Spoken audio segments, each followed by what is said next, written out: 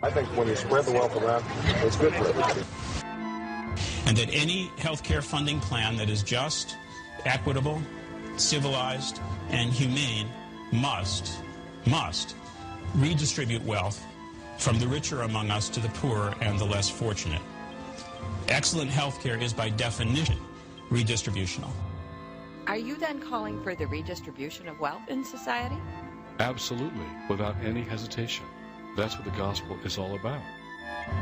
And then the third lesson and tip actually comes from two of my favorite political philosophers, Mao Zedong and Mother Teresa, not often coupled with each other, but the two people that I turn to most.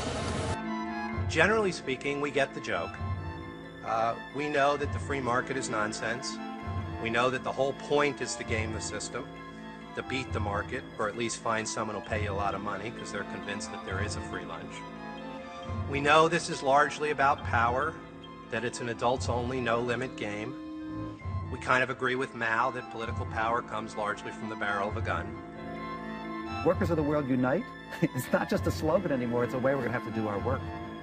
I think the debate for the new generations, instead of capitalism or socialism, is we're going to have both, and then which proportion of each should we have in order to make this all work? It's a much more sensible debate. But the dream was not to put one black family in the White House. The dream was to make everything equal in everybody's house. If what you mean by economic equality is floors for everybody and ceilings for everybody, well, floors, absolutely. Ceilings, probably. You have a consumption tax. Certainly a consumption ceiling, great. Because we have been guided by a Republican administration who believes in this simplistic notion that people who have wealth are entitled to keep it, and they have an antipathy towards means of redistributing wealth. You state up front that your starting point is, quote, no-nonsense Marxism, unquote. But you dispel all the negative images we have been programmed to conjure up with just the mention of that word socialism or Marxism. The wealthy are getting way too wealthy, and the middle-income class is left behind. When it gets out of whack, as it did in the 20s and it has now, you need to do some redistribution. This is a form of redistribution. Definitely. If you redistribute too much, then the system doesn't work because you take the incentive out of it. No more broken treaties.